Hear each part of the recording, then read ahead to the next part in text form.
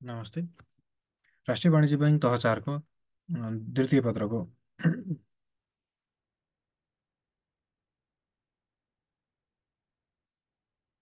द्वितीय पत्रको समूह ग अन्तर्गत मानव संसाधन व्यवस्थापन टपिक्स एकमा छ मानव संसाधन व्यवस्थापनका उद्देश्यहरू भन्ने छ। सो अन्तर्गत महत्त्वपूर्ण विषयवस्तुहरू मानव संसाधनको परिचय होइन। मानव संसाधन मानव संसाधन व्यवस्थापन सङ्गठनको मानव स्रोतको सङ्गठनको मानव स्रोतको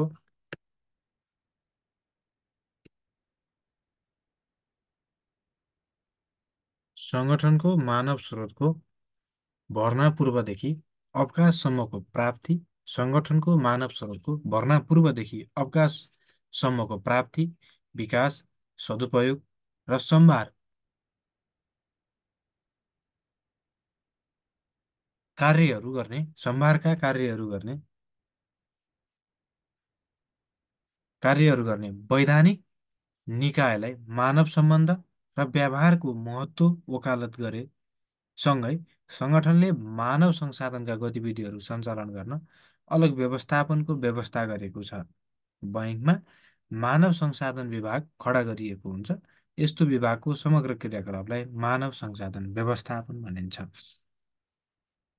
सङ्गठनको मानव स्रोतको भर्ना पूर्वदेखि अवकाशसम्मको प्राप्ति, विकास, सदुपयोग र सम्भारका कार्यहरू गर्ने वैधानिक निकायलाई मानव सम्बन्ध र व्यवहारको महत्त्व वकालत गरेसँगै सङ्गठनको मानव संसाधनका गतिविधिहरू सञ्चालन गर्न अलग व्यवस्थापनको व्यवस्था गरेको हुन्छ। बैङ्कमा मानव संसाधन विभाग खडा गरिएको हुन्छ। यस्तो विभागको समग्र क्रियाकलापलाई मानव संसाधन व्यवस्थापन भनिन्छ।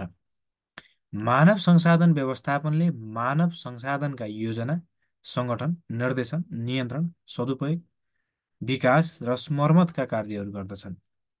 मानव संसाधन व्यवस्थापनले मानव संसाधनका योजना, सङ्गठन, निर्देशन, नियन्त्रण, विकास, सदुपयोग र मर्मतका कार्यहरू गर्दछन्। यसको प्रमुख गन्तव्य मानव संसाधनलाई सङ्गठनात्मक लक्ष्य प्राप्तिका लागि परिचालित गर्नु हो। यसको प्रमुख गन्तव्य मानव संसाधनलाई सङ्गठनात्मक लक्ष्य प्राप्तिका लागि परिचालित गर्नु हो। मानव संसाधन व्यवस्थापन सङ्गठनको मानव स्रोतको भर्ना पूर्वदेखि अवकाशसम्मको प्राप्ति, विकास, सदुपयोग र सम्भारका कार्यहरू गर्ने वैधानिक निकायलाई मानव सम्बन्ध र व्यवहारको महत्त्व वकालत गरेसँगै सङ्गठनले मानव संसाधनका गतिविधिहरू सञ्चालन गर्न अलग व्यवस्थापनको व्यवस्था गरेको छ। बैङ्कमा मानव संसाधन विभाग खडा गरिएको हुन्छ। यस्तो विभागको समग्र क्रियाकलापलाई मानव संसाधन व्यवस्थापन भनिन्छ। मानव संसाधन व्यवस्थापनले मानव संसाधन योजना, सङ्गठन, निर्देशन, नियन्त्रण, विकास र सदुपयोग र मर्मतका कार्यहरू गर्दछ। यसको प्रमुख गन्तव्य मानव संसाधनलाई सङ्गठनात्मक लक्ष्य प्राप्तिका लागि परिचालित गर्नु हो। मानव संसाधनको उद्देश्य वा महत्त्वहरू एकमा छ सङ्गठनको मानव स्रोतलाई उच्च कार्यदक्षता, कार्यप्रभावकारिता र मितव्ययिताका साथ अधिकतम उपयोग गर्नु।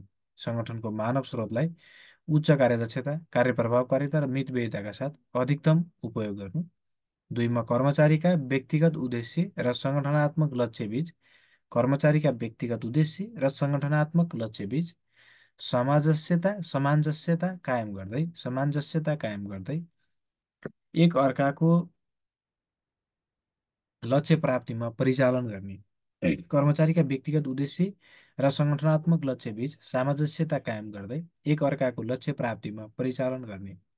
तीनमा सङ्गठनका मानव संसाधनको समग्र विकास र वृद्धि गर्दै स्तर उन्नति गर्ने। सङ्गठनका मानव संसाधनको समग्र विकास र वृद्धि गर्दै स्तर उन्नति गर्ने। चारमा सङ्गठनका मानव संसाधनको मानव सन्तुष्टि अभिवृद्धि गर्दै टिकाइराख्ने। सङ्गठनका मानव संसाधनको मानव सन्तुष्टि अभिवृद्धि गर्दै टिकाइराख्ने। पाँचमा सङ्गठनका मानव स्रोतको मर्यादा र महत्त्व अभिवृद्धि गर्ने। सङ्गठनका मानव संसाधनको मानव सन्तुष्टि अभिवृद्धि गर्ने, संसाधनको मानव सन्तुष्टि अभिवृद्धि गरी टिकाइराख्ने। अर्कोमा छ सङ्गठनका मानव स्रोतको मर्यादा र महत्त्व अभिवृद्धि गर्ने।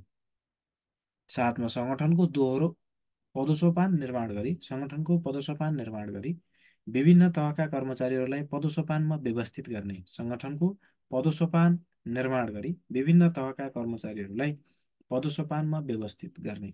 अर्को छ सामाजिक उत्तरदायित्व अर्थतन्त्रको रोजगारीको उत्तरदायित्व र बाह्य तत्त्व व्यवस्थापन गर्ने। सामाजिक उत्तरदायित्व सङ्गठनको रोजगारीको उत्तरदायित्व र बाह्य तत्त्व व्यवस्थापन गर्ने। अर्को छ रणनीतिक मानव संसाधन व्यवस्थापनको नीति, रणनीतिक मानव संसाधन व्यवस्थापनको नीति र रणनीति तर्जुमा र कार्यान्वयन गर्ने। रणनीतिक मानव संसाधन व्यवस्थापनको नीति र रणनीति तर्जुमा र कार्यान्वयन गर्ने। अर्को छ मानव संसाधनको गुनासोलाई सुनवाई गर्ने र गुनासो सम्बोधन गर्ने।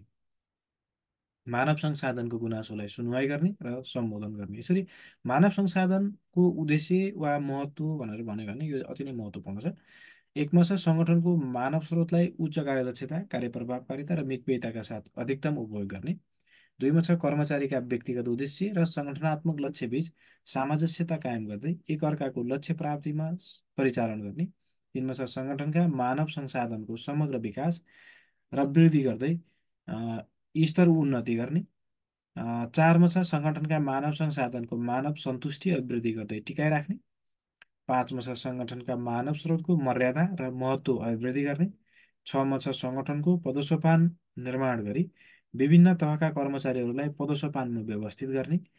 सातमा छ सामाजिक उत्तरदायित्व अर्थतन्त्रको रोजगारीको उत्तरदायित्व र बाह्य तत्त्व व्यवस्थापन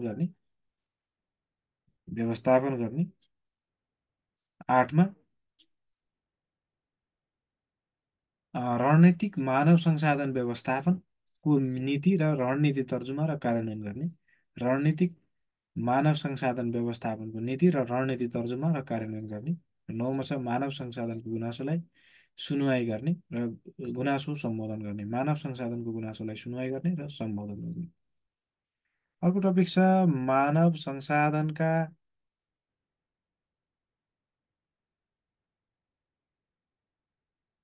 मानव संसाधनका विशेषताहरू। मानव संसाधनका विशेषताहरूमा एकमा छ कार्यरत जनशक्तिको व्यवस्थापन, कार्यरत जनशक्तिको व्यवस्थापन, कार्यरत जनशक्तिको व्यवस्थापन। दुईमा छ निरन्तर प्रणाली। तिनमा मानवीय सम्बन्ध, चारमा वातावरणीय प्रभाव यो विशेषता है, वातावरणीय प्रभाव। पाँचमा छ निरन्तर कार्य। छमा छ रणनीति कार्य। सातमा सङ्गठन व्याप्त। आठमा छ कर्मचारी विकास। नौमा छ विश्वव्यापी उपयोग र दसमा छ विश्वव्यापी उपयोग र सामाजिक दायित्व र अर्को छ लक्ष्य समन्वय। मानव संसाधन व्यवस्थापनका विशेषताहरू भन्यो भने एकमा कार्यरत जनशक्तिको व्यवस्थापन, दुईमा निरन्तर प्रणाली, तिनमा मानवीय सम्बन्ध, चारमा वातावरणीय प्रभाव, पाँचमा निरन्तर कार्य, छमा रणनीति कार्य, सातमा सङ्गठन व्याप्त, आठमा कर्मचारी विकास, नौमा विश्वव्यापी उपयोग, दसमा सामाजिक दायित्व र एघारमा लक्ष्य समन्वय। होइन, मानव संसाधनका कार्यहरू के छन् भन्दा एउटा व्यवस्थापकीय कार्य र अर्को मानव संसाधन कार्य छ। व्यवस्थापकीय कार्यहरूमा योजना, सङ्गठन, नेतृत्व र नियन्त्रण भए, होइन होइन निर्देशन पनि पर्छ, कहिले निर्देशन पनि भन्न सकिन्छ। होइन, व्यवस्थापकीय कार्यहरूमा योजना, सङ्गठन, नेतृत्व, नियन्त्रण भए भने मानव संसाधनका कार्यहरूमा के भए भन्दा प्राप्ति, विकास, सदुपयोग र सम्भार। मानव संसाधन व्यवस्थापनका कार्यहरूमा एउटा व्यवस्थापकीय कार्यहरूमा योजना, सङ्गठन, नेतृत्व र नियन्त्रण भए चारवटा भने अ, मानव संसाधन कार्यहरूमा प्राप्ति, विकास, सदुपयोग र सम्भार भए। अर्को छ मानव संसाधन व्यवस्थापनका आवश्यकताहरू। मानव संसाधन व्यवस्थापनका आवश्यकता एकमा छ समग्र श्रम उत्पादकत्वमा वृद्धि गर्न, समग्र श्रम उत्पादकत्वमा वृद्धि गर्न, दुईमा छ परम्परागत अनुत्पादक अनुत्पादक मूल्य मान्यतामा परिवर्तन गर्ने, परम्परागत अनुत्पादक मूल्य मान्यतामा परिवर्तन गर्ने। तिनमा छ समग्र रूपमा उद्यमशीलताको विकास गर्ने, समग्र रूपमा उद्यमशीलताको विकास गर्ने। चारमा छ समग्र मुलुकको आर्थिक पछौटेपनको अन्त्य गर्ने, समग्र मुलुकको आर्थिक पछौटेपनको अन्त्य गर्ने। पाँचमा छ मानव संसाधनको लागि दीर्घकालीन योजना तर्जुमा गर्ने, मानव संसाधनको लागि दीर्घकालीन योजना तर्जुमा गर्ने। छमा छ वैदेशिक तालिम नीति र वृद्धि विकास योजना बनाई कार्यान्वयन गर्ने, वैदेशिक तालिम नीति वृद्धि विकास योजना बनाई कार्यान्वयन गर्ने। अर्को छ अन्तर्राष्ट्रिय विज्ञान र प्रविधिको बारेमा बुझ्न वा संलग्न हुने अवसर मिलाउनु आदि। अन्तर्राष्ट्रिय मानव संसाधन व्यवस्थापनका आवश्यकताहरूमा एकमा छ समग्र श्रम उत्पादकत्वमा वृद्धि गर्न, दुईमा छ परम्परागत अनुत्पादक मूल्य मान्यता परिवर्तन गर्न, तिनमा छ समग्र रूपमा उद्यमशीलताको विकास गर्न, चारमा छ समग्र मुलुकको आर्थिक पछौटेपनको अन्त्य गर्न, पाँचमा छ मानव संसाधनको लागि दीर्घकालीन योजना तर्जुमा गर्न, छमा छ वैदेशिक तालिम नीति र वृद्धि विकास योजना बनाई कार्यान्वयन गर्न, सातमा छ अन्तर्राष्ट्रिय विज्ञान तथा प्रविधिको बारेमा बुझ्न वा संलग्न हुने अवसर मिलाउन आदि। अर्को छ मानव संसाधन व्यवस्थापनका समकालीन चुनौतीहरू। मानव संसाधन व्यवस्थापनका समकालीन चुनौतीहरूमा एकमा छ विश्वव्यापीकरण, एकमा विश्वव्यापीकरण, दुईमा जनशक्तिमा विविधीकरण, एकमा विश्वव्यापीकरण, दुईमा जनशक्तिमा विविधीकरण, तिनमा प्राविधिक परिवर्तन, चारमा चारमा परिवर्तन व्यवस्थापन, पाँचमा जनशक्तिको गुण, छमा छ आंशिक जनशक्ति, छमा आंशिक जनशक्ति, कार्य प्रकृतिमा परिवर्तन, सातमा कानुनी वातावरण, आठमा छ सङ्गठनमा टिकाइ राख्न, नौमा छ गुणस्तरीय सेवा प्रवाह, दसमा छ नवीनतम प्रविधिको उपयोग, एघारमा छ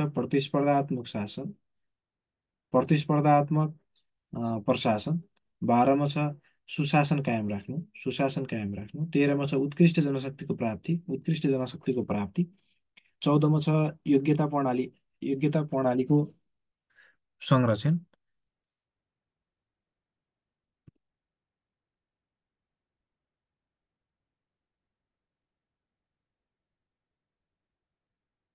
योग्यता प्रणालीको संरक्षण, 15मा छ भ्रष्टाचार नियन्त्रण र 16मा छ प्राप्त जनशक्ति विकास र सदुपयोग।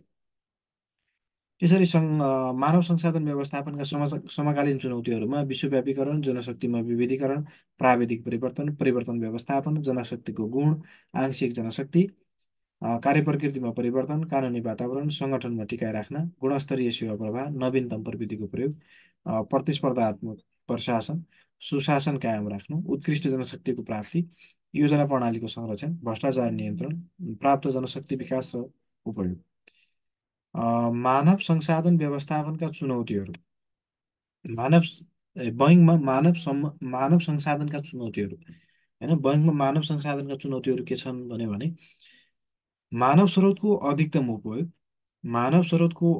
उपयोग, योग्य मानव स्रोत भित्र नै तर तिनीहरूको अधिकतम उपयोग गर्न नसक्दा मानव संसाधनको लागत बढिरहेको छ।